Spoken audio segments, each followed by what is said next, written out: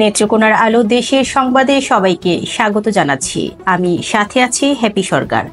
জানিয়ে দিচ্ছি আজকের বিশেষ বিশেষ সংবাদগুলো। চিকিৎসা শেষে দীর্ঘ ৪ মাস পর যুক্তরাজ্যের লন্ডন থেকে দেশে ফিরেছেন বিএনপির চেয়ারপারসন ও সাবেক প্রধানমন্ত্রী বেগম খালেদা জিয়া। মঙ্গলবার দুপুর 1:25 তিনি রাজধানীর গুলশান 2-এর ৭৯ নম্বর রোডের নিজ বাসভবন ফিরোজায় পৌঁছেছেন।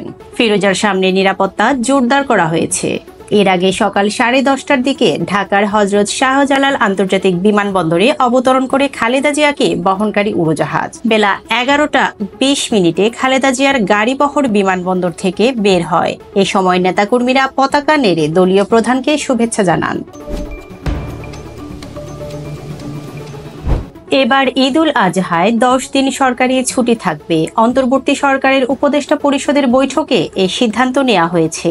আজ মঙ্গলবার প্রধান উপদেষ্টার প্রেস সচিব শফিকুল আলম নিজের ভেরিফাইড ফেসবুক পেজে এ তথ্য জানিয়েছেন।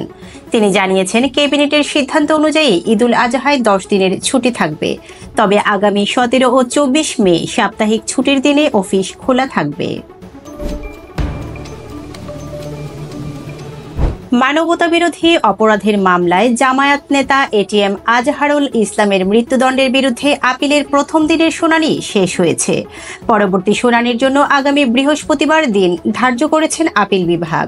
আজ মঙ্গলবার দুপুরে প্রধান বিচারপতি সৈয়দ রেফাত আহমেদের নেতৃত্বে 7 বিচারপতির পূর্ণাঙ্গ আপিল বেঞ্চ এদিন ধার্য করেন। আদালতে জামায়াত নেতার পক্ষে শুনানি করেন আইনজীবী অ্যাডভোকেট মোহাম্মদ শিশির মনির। তাকে সহযোগিতা করেন অ্যাডভোকেট রায়হানুদ্দিন, ব্যারিস্টার নাজিব মোমেন।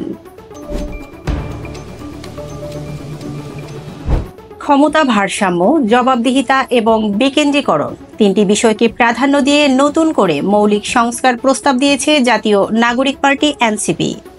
মঙ্গলবার সকালে জাতীয় ঐকমত্য কমিশনের সাথে বৈঠকের সূচনায় দলটির পক্ষে নতুন এই সংস্কার প্রস্তাব কমিশনের সহসভাপতি ডক্টর আলী রিয়াজের হাতে তুলে দেয় জাতীয় নাগরিক পার্টি এনসিপির সদস্য সচিব আক্তার হোসেন।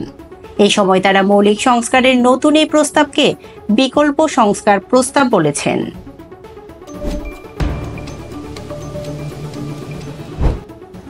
চট্টগ্রামে পুলিশের কাজে বাধা ভাঙচুর সহ বিভিন্ন অভিযোগে করা আরও 4টি মামলায় বাংলাদেশ সম্মিলিত সনাতনী জাগরণ জোটের মুখপাত্র চিন্ময় কৃষ্ণ দাস ব্রহ্মচারীকে গ্রেপ্তার দেখানোর আদেশ দিয়েছেন আদালত। মামলার তদন্ত কর্মকর্তার আবেদনের পরিপ্রেক্ষিতে আজ মঙ্গলবার সকালে চট্টগ্রাম মহানগর হাকিম SM আলাউদ্দিন মাহমুদ ভার্চুয়াল শুনানি শেষে আদেশ দেন। মামলার শুনানিকালে চিন্ময় দাসকে চট্টগ্রাম কেন্দ্রীয় কারাগার থেকে ভার্চুয়ালি যুক্ত করা হয়।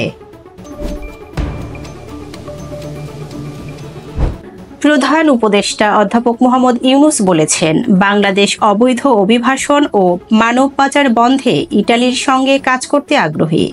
বাংলাদেশে সফররত ইটালির স্বরাষ্ট্রমন্ত্রী মাত্তেও পিয়ান্তেদোসি সোমবার 5 মে ঢাকায় রাষ্ট্রীয় অতিথি ভবন যমুনায় প্রধান উপদেষ্টার সঙ্গে সাক্ষাৎকালে তিনি পারস্পরিক স্বার্থ সংশ্লিষ্ট বিভিন্ন বিষয় নিয়ে আলোচনা করেন, যার মধ্যে ছিল বাংলাদেশিদের নিরাপদ ও বৈধ অভিবাসন, মানব পাচার রোধ এবং বাণিজ্য ও বিনিয়োগ।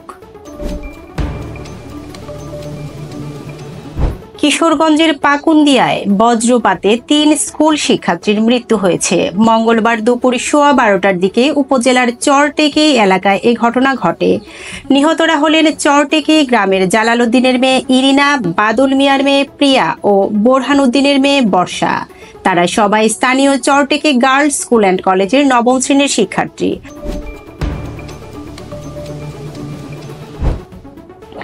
আপনারা শুনছিলেন নেত্রকোনার আলোর দেশের বিশেষ বিশেষ সংবাদগুলো। এতক্ষণ সাথে থাকার জন্য সবাইকে ধন্যবাদ।